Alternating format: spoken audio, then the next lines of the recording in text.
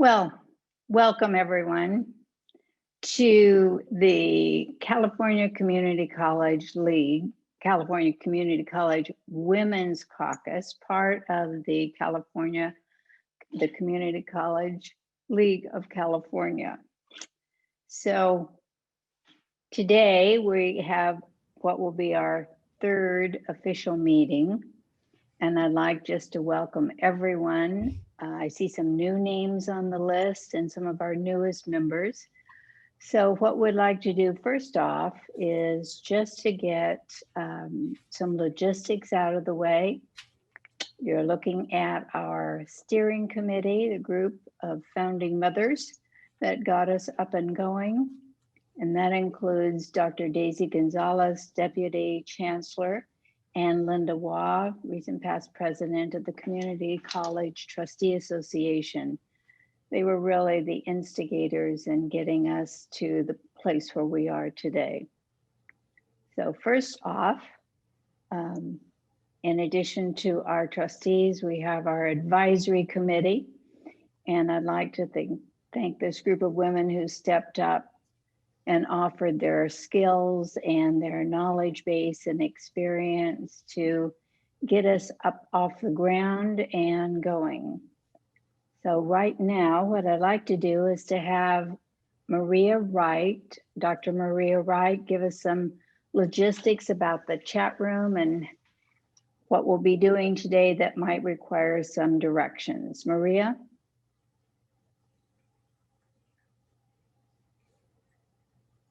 Hi, everyone. Thank you also for joining. We're so excited to have you today. We have a meeting that is going to be just full of great information. Please be sure to engage with us on the chat. I will be helping facilitate the chat and I'll be able to provide some information. Also know that we will be voting today using the built-in Zoom, the webinar poll that Zoom provides, and just be sure to have access to your screen in doing so. You can do it on your mobile phone or on your computer device. So we will be going through that momentarily, but welcome, and I hope that you enjoyed today's session. Thank you. Thank you, Maria. I'm Nan Gomez-Heisberg, and a trustee at Kern Community College District. And as I mentioned earlier, part of that core group that was pulled together by Dr. Daisy Gonzalez and Linda Waugh in July to see if there was interest in starting a community college women's group. And obviously at over 200 members and growing, there is an interest and a need. I would like to take a moment to reflect, though, on this past week because it was filled with so many firsts. Dr. Jill Biden, the first community college professor to live in the White House.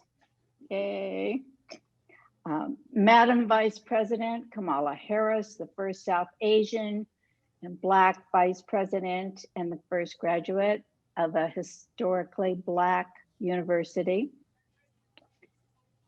And weren't we all taken with Amanda Gorman, the first National Youth Poet Laureate from Los Angeles, another Los Angeles daughter, California daughter, who gave us a glimpse of our past, our history, and also a glimpse of tomorrow. And in her words, "For there is always light, if only we're brave enough to see it, if only we're brave enough to be it." And really being light is what the California Caucus for Women is all about. Our first official meeting, our first meeting, I think was, I told you, was in July, and then November we met. What I've observed over this time is that we've heard from students, trustees, instructors, managers, CEOs, chancellors, foundations that support the community colleges, and community members, all with an interest and a belief in community colleges and the good that can be done through community college education. And so when we talk about the caucus, we're really talking about a group of people who want to not just want to, who will advocate for change and policies that will advance opportunities and achieve equity for women in the community college system. And so when I say that, I'm also very much aware that some of us may identify with more than just being a woman. And so we recognize that. And one of the things that you may notice from looking at the program for the CCLC is that there are a number of caucuses being held today and tomorrow, and I encourage you to look at that schedule. You just need to sign in through Zoom, and the password is already posted, and so please participate in all the ways that you feel you identify, because all of those ways represent the students and the leaders in California community colleges. So at the very beginning, you saw our Superwoman slide set, and we encourage you to send us information if we've left anything out. We want to be sure that we recognize women. That's part of what we do.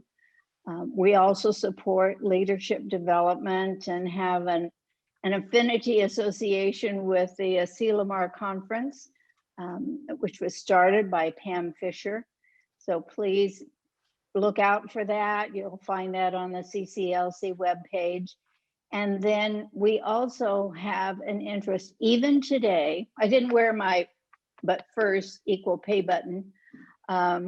Even today, we have a need to recognize that pay may not always be equal, although that is the law for women. And so you'll be hearing more about that later. And last but not least, we are very much interested in expanding that pipeline so that the leadership of California's community colleges reflect the students that go there to learn and to grow and to develop their own leadership, regardless of what their path may be. Excuse me. So we'd like to start off today just to give you an overview of what we're going to do. Membership update. We'll talk about around the field in your community college and how you can support recognition of women. Pay equity, a resolution that we've been working on. And then also voting, those of you who are members voting on a slate of officers. We'll have time for questions and answers at the end. And I'd just like to say, oh my gosh, we have 249 members. Oh, 250. I like this. I feel like I'm on a telethon. It's great. Just keep those memberships pouring in. We'll hit that bell any minute now. And then we'll have a closing and talk about what our next meeting will be like. So I believe we have Andra Hoffman, who is going to stand in for Linda Waugh today. And just clarify membership.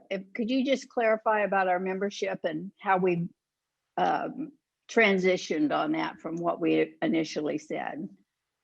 Sure. Thank you, Nan. And Linda should hopefully be here shortly. In terms of membership, everybody here today is a voting member. Is that the clarification that you wanted me to go through? Well, that is part of it.